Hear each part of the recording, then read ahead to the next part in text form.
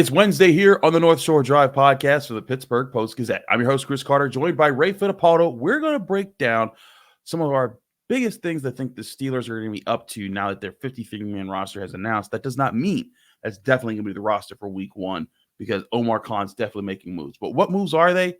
We'll break that down here on the North Shore Drive podcast on the Pittsburgh Post-Gazette. Let's get into it. You are now listening to the North Shore Drive podcast, a show on all things Pittsburgh sports from the writers of the Pittsburgh Post-Gazette, hosted by Christopher Carter.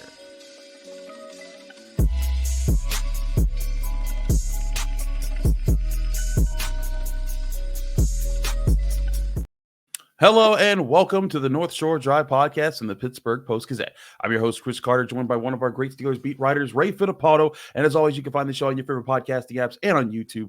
Like this video if you enjoy it. Subscribe to this channel to get all of our Monday, Wednesday, Friday episodes of the North Shore Drive podcast, as well as the daily content that comes out from all of our Pittsburgh sports writers here at the Pittsburgh Post-Gazette. Ray, the Steelers' 53-man roster has dropped. Not a whole lot of surprises, as you and Jerry both wrote on Tuesday. But there are coinciding moves that look like they're going to be made with this. Now, we want to clarify, this is being recorded early Wednesday morning before we head to Steelers practice. So Omar Khan may be on the phone as we speak, making moves. And by the time you see this, there might be moves made. So please excuse us if you're listening to this Wednesday late morning or early afternoon or late afternoon or whenever, and something's happened by then. But this is our purview of where things are right now. Ray, if you were to pick, we'll just say two positions that you think will have additions to this roster by the end of the week, what are the two positions that stand out the most to you?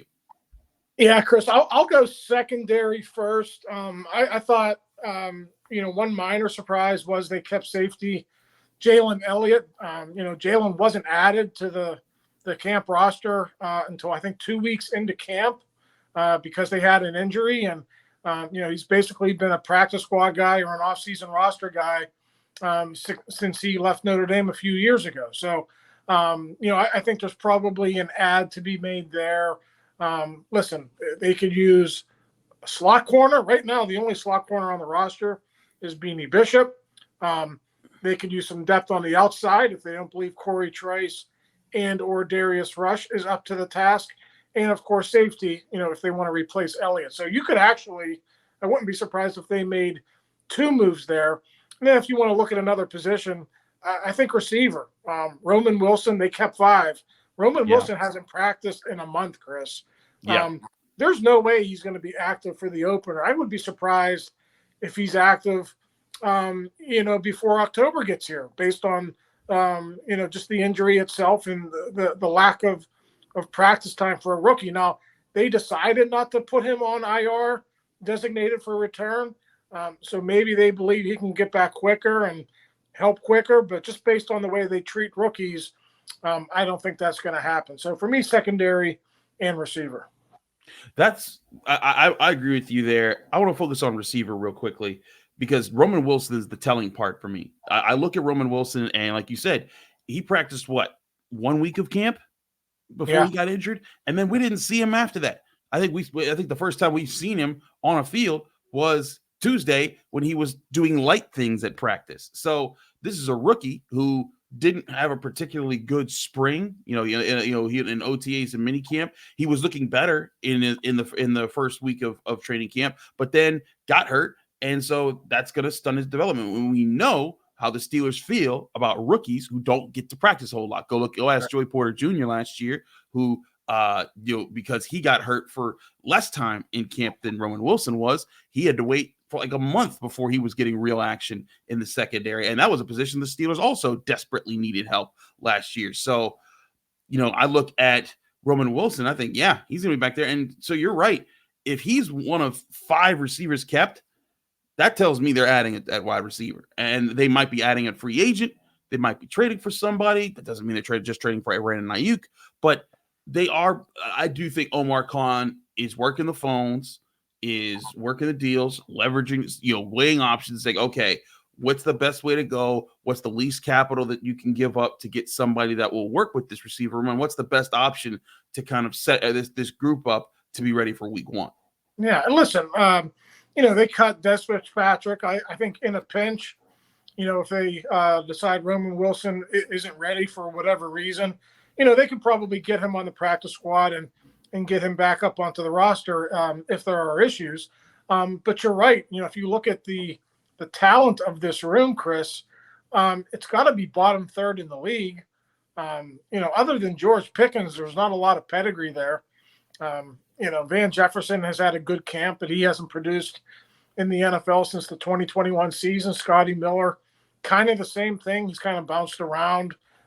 Really had one really good year with Tom Brady in Tampa Bay, and then hasn't really been a factor since then. And then Calvin Austin, what did he have? 8 or 9 catches last year. So you're really talking about a room that lacks recent production and it lacks experience as well. So, we'll see what Omar Khan has up his sleeve, but I would be surprised if by, this time next week they don't have another receiver and probably a veteran in that room to help out a little bit.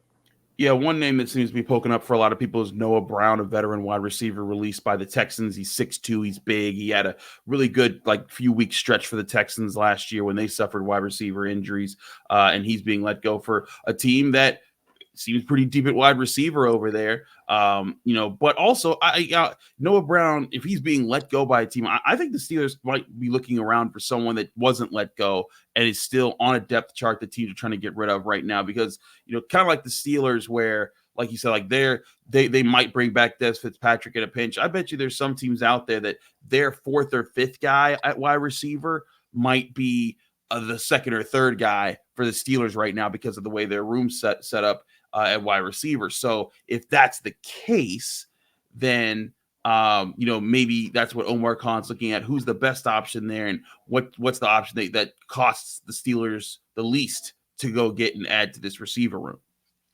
Yeah, and I think we talked about it a month ago, Chris, that the Steelers should do well in the comp pick formula.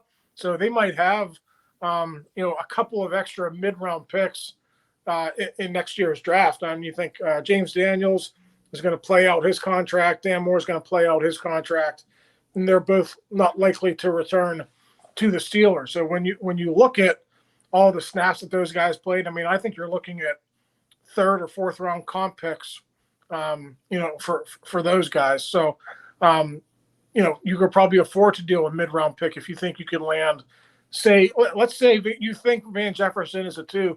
Maybe you can land a 3, or maybe you have to give up more. Maybe you got to give up a 3rd if you think you got to go out and get a legit number 2. So, they like the receivers that are in their room, but I think certainly, as we've seen since March, they've been trying to acquire another impact receiver, and I think Omar Khan is still trying to do that as we speak. There's other things that Omar Khan can try to do with this roster right now. We'll go over those options next here on the North Shore Drive podcast from the Pittsburgh Post-Gazette. Chris Carter, Ray Fittipaldo. Stick with us. We'll be right back.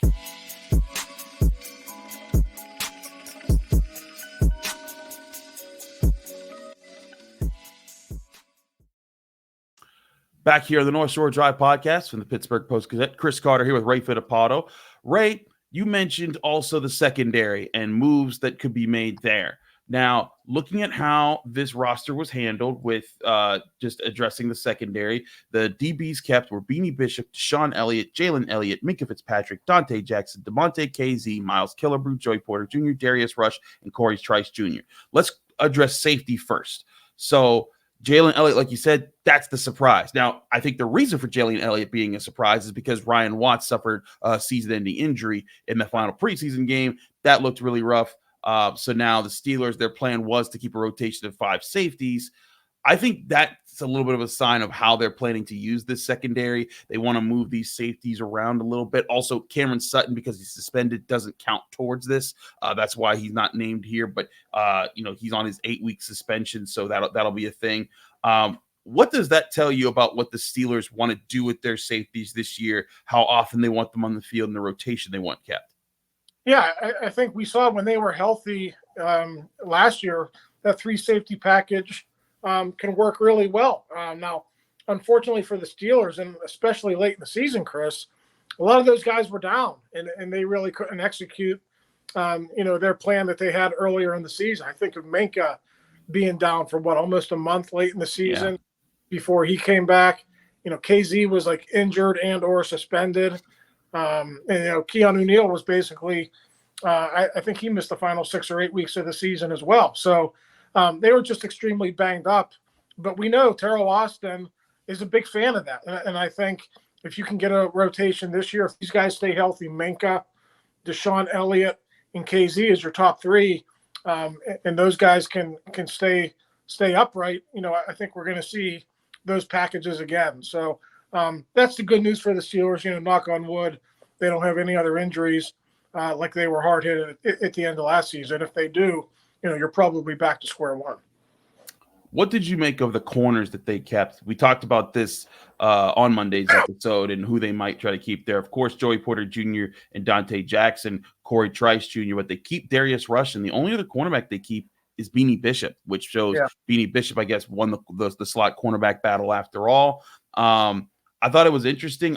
Like we said, I was impressed by Cory Trice and really Darius Rush throughout the preseason. I thought that they both did a really good job in showing that they could be backup corners. Beanie Bishop, I was a little concerned about their usage of him in the last preseason game, and what that meant for them. But to me, it looks like, at least for now, that's the group that they have: 4 outside guys and a slot guy to at least to handle this roster so far. Yeah, it feels like to me, Chris, I don't know if you agree, it feels like if they're going to acquire a slot corner, it's going to be via trade. Like, I don't think you can go out and get a starting caliber guy just off the waiver wire. We saw that last year. It didn't work with Desmond King. I don't know that it's going to work this year with any of the guys who were let go yesterday. To me, maybe you get a waiver wire guy, a vet, for outside depth. If you don't think Trice and Rush are up to the task. But, I think Cory Trice is a guy who, maybe could be a factor this year. He's obviously got to get some experience. He didn't play last year, but when he was out there before he got banged up, and I think he injured his groin in the second quarter of that game. But before that, Chris, he was making tackles out there. He was physical. We know he's long. They like his length and, what he can do at corner. So maybe he's a guy that just needs playing time. So, we'll see how that unfolds. But I do feel pretty strongly that you can't go into the season with Beanie Bishop only as your only small option, a slot corner. I know Deshaun Elliott can come down and play and all that. We know that. But even if it's a backup, you got to go out and get another guy just to back him up in case he gets injured again. I do think there's the question of depth there is important. I do think that they will add to this secondary, like you said. Just looking at how this roster was constructed, again, kind of them only having 5 wide receivers, they're probably going to add another wide receiver at some point. They're only keeping 5 cornerbacks. I think also that they might add someone there, especially like you said in the slot, someone that's used to things there. And again, this also might be just a temporary thing. Like, that's the thing, is I don't think they're going to trade for someone huge. They're not trying to make a big splash there. I think they're trying to find a temporary placeholder for the slot quarterback position, because let's say this guy that they get, that they don't want to spend a whole lot of draft capital or move too much to get that guy. Let's say if the guy comes in and he's like, yeah, he's okay to sometimes a problem. This gives Beanie Bishop more time to settle in at the position. But then if by midseason neither of them are doing well, guess who comes back? Cam Sutton. And then you can say, hey, Cam, plug in, do that role while you help out the safety position. And also that I think that Cam Sutton can also potentially be a guy that maybe knocks out Jalen Elliott from the roster there as an extra safety, because that's kind of what I think Cam Sutton's going to be this year when he's on the field. He'll be a floating defensive back rather than just a straight up outside cornerback or anything like that. Yeah, that's where that the 8-game suspension really hurts the Steelers, because I still don't think they were prepared for a suspension of that length, and it almost seems like they've had to spend 2 roster spots to fill his void, if you know what I mean. Mm-hmm. So that's the unfortunate part for the Steelers. I think they were figuring, okay, maybe 2 to 4 games we can handle that, but half a season is an entirely different story. And I know Brian Backo talked to Cam Sutton today. He's going to write a story on what Cam had to say about being away from the team here for the next couple of months. So look for that on postgazette.com later on Wednesday or Thursday. But yeah, I would say it's the weakest secondary group that I've seen for the Steelers, at least in a few years. And I know a lot of it's depth. It's not necessarily starters, but Chris, as we saw last year, injuries can devastate you. And if you don't have quality backups in the reserves to call upon when those injuries inevitably do happen, you're going to be worse for wear. So, we'll see what the Steelers do. I don't think Omar Khan takes this lightly. I think he's definitely going to add to that group here in the next couple of days. I certainly do think so. I think that this is something that the Steelers aren't settled on, just like they aren't settled on at wide receiver. This is the part of what this part of the year is for too, right? Like, they set the 53-man rosters. Everyone, let's go there, guys. Mike Tomlin said it in a Q&A on Steelers.com. This past weekend, he's like, hey, one team's trash is another team's treasure. So now it's going to be looking at maybe not necessarily just guys who were cut, but I think more so guys who, aren't being as valued as high by their team as the Steelers value their guys. And maybe it also involves moving some guys around. If the Steelers feel maybe maybe their linebacker position is really strong. Maybe they move, Mark Robinson for, another team's backup slot guy, or another team's, fourth or fifth wide receiver, because that team needs another linebacker who's athletic and can help on special teams. Maybe one of these defensive linemen, because they kept 8 defensive linemen, maybe that's part of the plan for maybe a Leal or a Loudermilk. Now I think Leal sticks around because he's their 4th edge rushing option, and they didn't keep a 4th outside linebacker. But I have to think there's something cooking there from Omar Khan's side of things to add to either one of those spots, especially at wide receiver and cornerback. Yeah, I mean, listen, if they do go out and add a waiver wire defensive back, I could very easily see them maybe releasing Logan Lee and then seeing if they can get a guy like Logan Lee, rookie 6th-round pick who's injured a little bit now, see if you can sneak him onto the practice squad. So there are a couple of candidates like that. Maybe you could sneak them through waivers, and you could address your secondary that way without having to worry about losing a guy. So it's funny, every year we say, oh, they can't cut this guy, somebody's going to pick him up, and then nobody ever picks him up. So I think you might see moves like that as well. Absolutely. I want to talk more about other positions here, maybe ones that don't involve changes, but are interesting in the way that they're being handled so far. We'll talk about that next here on the North Shore Drive podcast from the Pittsburgh Post-Gazette. Chris Carter, Ray Fittipaldo. But first, I want to remind you this show is brought to you by Savinas, Kane, and Gallucci, the mesothelioma and asbestos lawyers with over 85 years of experience. Call them today for a free consultation. That's Savinas, Kane, and Gallucci. We're also brought to you by Moon Township Honda, where you can get your new Honda today at 5802 University Boulevard in Moon Township, Pennsylvania, and go to moonhonda.com to see all their details. Here's a message from our friends at Moon Township Honda. To build the Honda CR-V Hybrid, we took everything you love about the CR-V and kicked it up a notch with greater power for a CR-V unlike any before. Adventure confidently with Honda, Car and Driver's most awarded brand in 10 Best history. The CR-V and CR-V Hybrid, part of the Honda line of rugged vehicles. Visit your local Honda dealer where new vehicles are arriving daily. Buy online or reserve from select Honda dealers.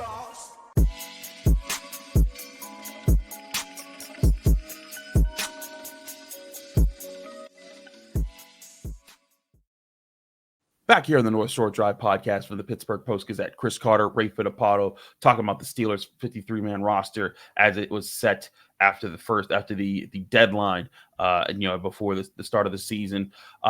We've talked about receiver and cornerback and some of the weird things here. I want to ask about a few other spots here, Ray. Now, the running backs the Steelers kept, no surprise who they kept. Najee Harris, Jaylen Warren, Cordero Patterson. You saw Patterson with his 31-yard run. It was why I kept saying, all throughout training camp, hey, don't make too much of Patterson not practicing. He's an older vet. They trust him. He knows the NFL. He's going to be on this team somehow. Could we be overlooking, Ray, the potential for Cordero Patterson to help in that wide receiver role as the fifth guy there while they're holding up, if they don't land someone of significance over the next week or so? Yeah, I mean, I guess he could do that, Chris, but I mean, when he was with Arthur Smith, in Atlanta, he really didn't fill that role. I mean, that was more earlier in his career. I mean, when he was with Smith, he was more of a running back, and that's how he was using it. Now, he was a receiver out of the backfield, but he wasn't a typical receiver where you would, move him out, into the slot or move him out wide. So I would be surprised, if we see that again, Chris.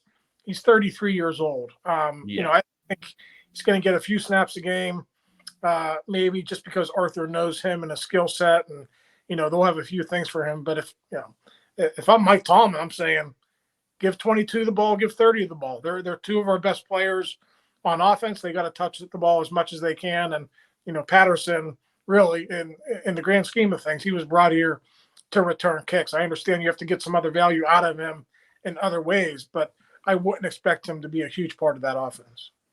To your point, in 2023, Cordero Patterson, he lined up 85 times in the backfield, 31 times in the slot, and 55 times out wide as a wide receiver. And granted, he kind of acknowledged, and Arthur Smith kind of acknowledged he wasn't as used as much in their offense last year. But in 2022, when he was used significantly more often, he lined up 304 times in the backfield, 35 times in the slot, 42 times out wide. I feel like that might be a better appropriation of how, or representation of how he will be split up with the Steelers. So I agree. Like it might be like an occasional thing that he's moved out. And look, part of the having him out there might be the ability to line him up in the backfield and then motion him out and put him in the slot or put him wherever to let him create mismatch problems, because I think that's part of why you get a piece like that.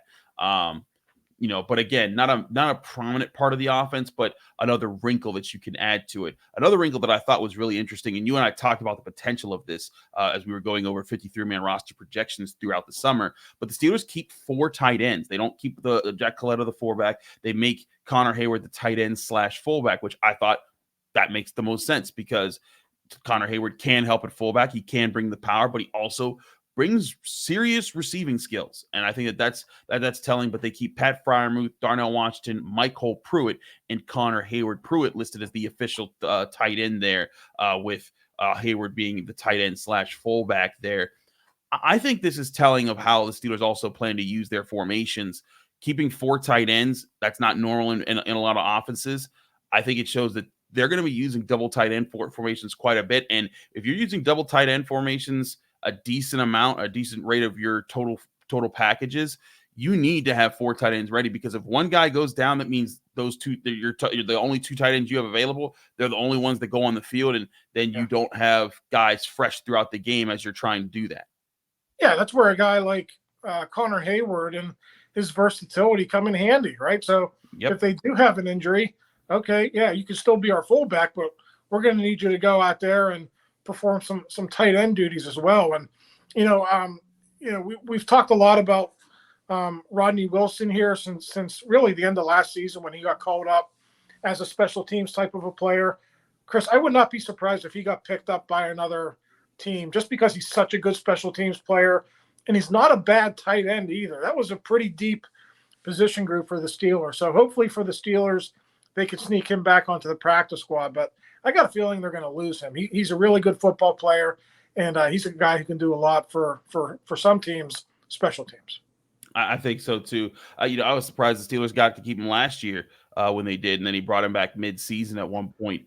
But yeah, I think that was, that's another thing. That might be a position where they use as leverage to, like, hey, you need a tight end? Guess what? MyCole Pruitt's available here. What if Darnell Washington attracts somebody's like, you know what? That's a big dude. That's an athletic dude. We want to get him on this roster. Here's our slot cornerback or our receiver that we're not really using. I wonder if that could be the luxury that the Steelers use on their roster to go attack there. Let's switch to offensive line real quick. The Steelers ended up keeping 9 offensive linemen: Spencer Anderson, James Daniels, Troy Fautanu, Zach Frazier, Broderick Jones, Ryan McCollum, Mason McCormick, Dan Moore Jr., and Isaac Seumalo. Now, you and I both acknowledged Ryan McCollum, that's direct result of Nate Herbig's season-ending injury. They need a backup center for Zach Frazier. Ryan McCollum is that guy.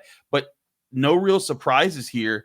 Elsewhere, you're starting five as of right now until Troy Fautanu's injury is resolved or whatever. Zach Frazier at center, Isaac Seumalo at left guard, James Daniels at right guard, Broderick Jones at right tackle, Dan Moore at left tackle. Broderick Jones also by the way, saying not really sticking to a single position when asked on Tuesday after practice about where he'll start week one for the Steelers, him being ready for the flexibility of where he might go as well.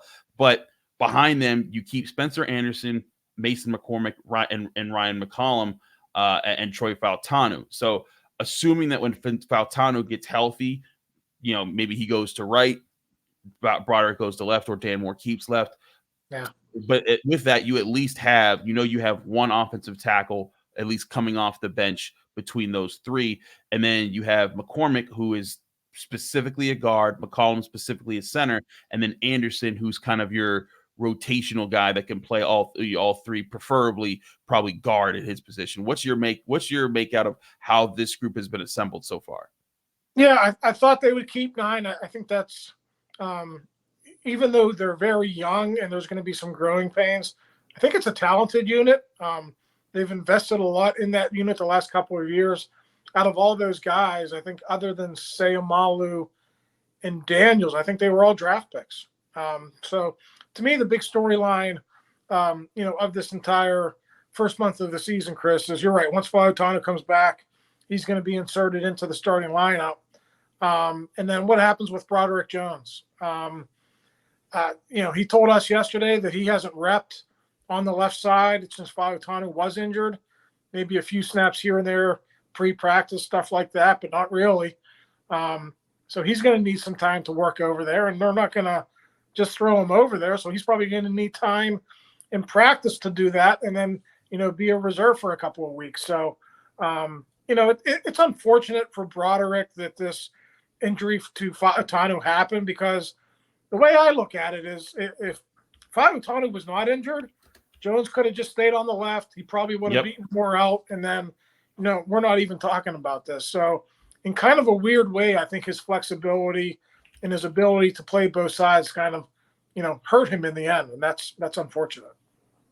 I agree. It's one of the complications the Steelers have had to deal with this training camp / preseason that, I think they were hoping that wouldn't have to be an issue. They were hoping Troy Fautanu could work his way in, Broderick Jones could work his way in, and then who knows? Maybe if that had been able to happen, maybe Dan Moore is that carrot that they dangle out for people and say, like, hey, here's a 3-year starting left tackle in the NFL. If you suffered an injury or left tackle is your position that you need some help at right now, maybe we can work out a trade where we get your wide receiver or your slot cornerback.